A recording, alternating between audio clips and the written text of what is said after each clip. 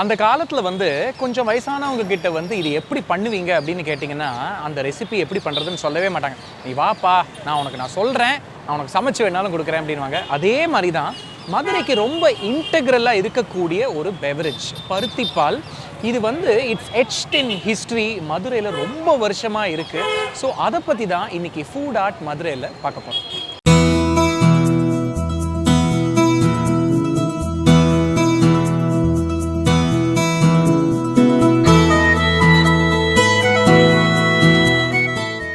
இந்த கடை ஆரம்பிச்சதுங்க 1930 ஆரம்பிச்சதுங்க. இப்போ 91 வருஷம் 92 வருஷம் ஆகுதுங்க. இந்த 100வது வருஷம் வரப்போகுதுங்க. இந்த 100வது வருஷம் ஓடுறதுக்கு வந்து இறையாற்றல் தாங்க. ரெண்டாவது மக்களுடைய உள்ளங்கள் எல்லாம், அதாவது இந்த சினிமா வசங்களில் சொன்ன மாதிரி கொள்ளையடிப்போம். எதை கொள்ளையடிக்கிறது? மக்களுடைய உள்ளங்களை கொள்ளையடிச்சிருக்கு.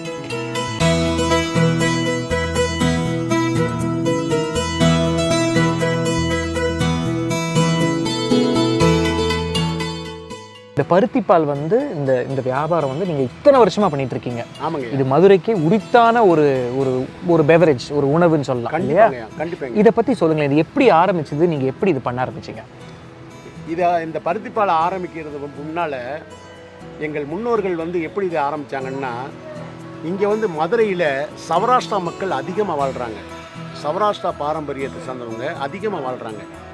இந்த பருத்தி பாலை வந்து அவங்க வாலண்டரியாக வந்து அவங்க கல்யாணம் பண்ண சம்பந்தி, அந்த பொண்ணு வீட்டுக்காரவங்க இதை செஞ்சு கொடுப்பாங்க. அதுக்கு பேர் வந்து அவங்க பாஷையில் வந்து செர்கி பாத் அப்படின்னு சொல்லுவாங்க. செர்கி பாத் கர்ப்பிணி பெண்ணுக்கு 7வது மாதம் செஞ்சுருவாங்க.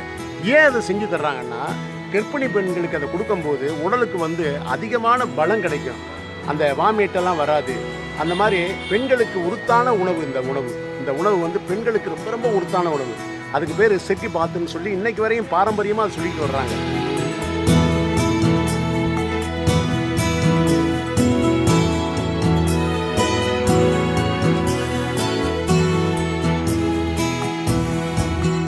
வருஷமாக கடை வச்சுருக்கீங்கன்னா உங்களை சுற்றி நீங்கள் அவங்களுக்கு அந்த பருத்தி பால் கொடுக்கும்போது நிறைய பேச்சுவார்த்தைகள் அந்த மாதிரிலாம் இருந்திருக்கும். ஸோ அதை பற்றின ஒரு கதைகள், அனெக்டோட்ஸ் அந்த மாதிரி ஏதாவது இருக்கா?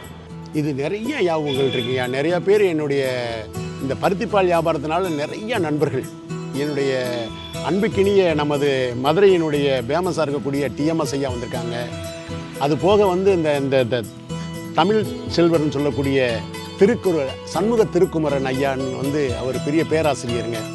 அவரெல்லாம் என்னுடைய நண்பர்கள்.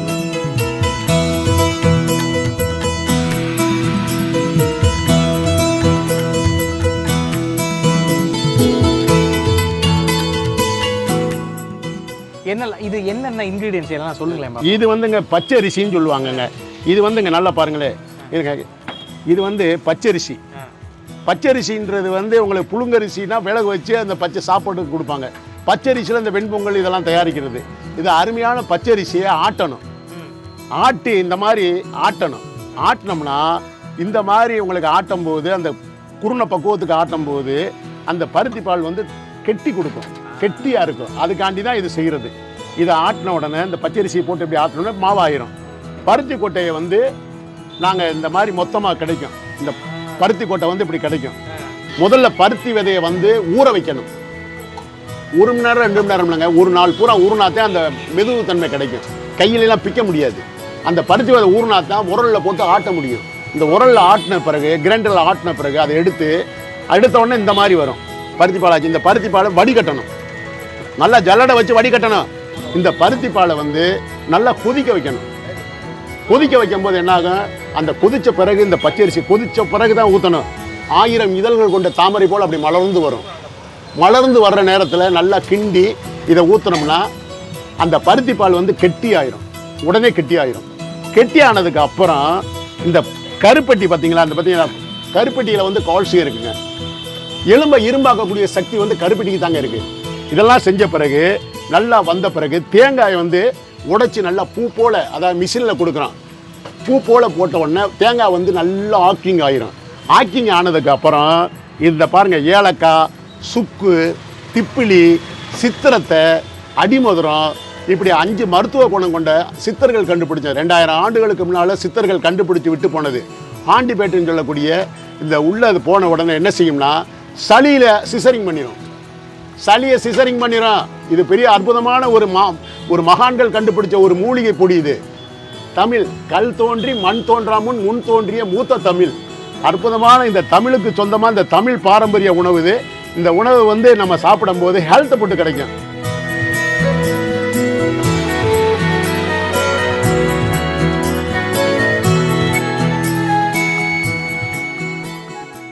உங்க லைஃபோட ஃபிலாசபி என்ன? இது புண்ணியத்தை சேர்க்கக்கூடியது. அத்தனை பேருடைய உள்ளங்களை வந்து அப்படியே பன்னீர் போல மலர்ந்துருக்கும். அதனால் இந்த பருத்தி பால் வியாபாரம் வந்து மிக மிக உங்களுக்கு நல்ல ஒரு இதை கொடுக்கும். வரக்கூடிய சந்ததிகளுக்கும் நல்ல ஒரு சிறப்பை கொடுக்கும்னு சொன்னாங்கய்யா.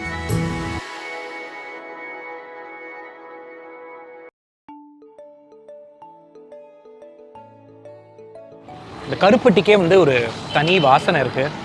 இதில் வந்து ஒரு காரம் தெரியுது. அது வந்து அந்த ஒரு 5 திங்ஸ் வச்சு ஒரு பொடி ஒன்று சொன்னார் பார்த்தீங்களா, சுக்கு, அதிமதுரம், திப்பிலி என்னெல்லாமோ சொன்னார். அதெல்லாம் சேர்ந்து வரும்போது it's a play of flavors in your mouth. இந்த மாதிரி ரெசிபீஸ்லாம் வந்து இட்ஸ் க்ளோஸ்லி கார்டட். ஏன்னா அவர்கிட்ட கேட்கும்போது இல்லை எங்களுக்கு வேண்டாம், எங்களுக்கு நான் வெளியில் காட்ட மாட்டேன் அப்படின்னாரு. Fair enough. அவங்கவங்க அது பண்ணாதான் அதுக்கு ஒரு அழகு. ஏன்னா 90 வருஷத்து பாரம்பரியன்றது சும்மா கிடையாது. So cheers to him and cheers to Foodart.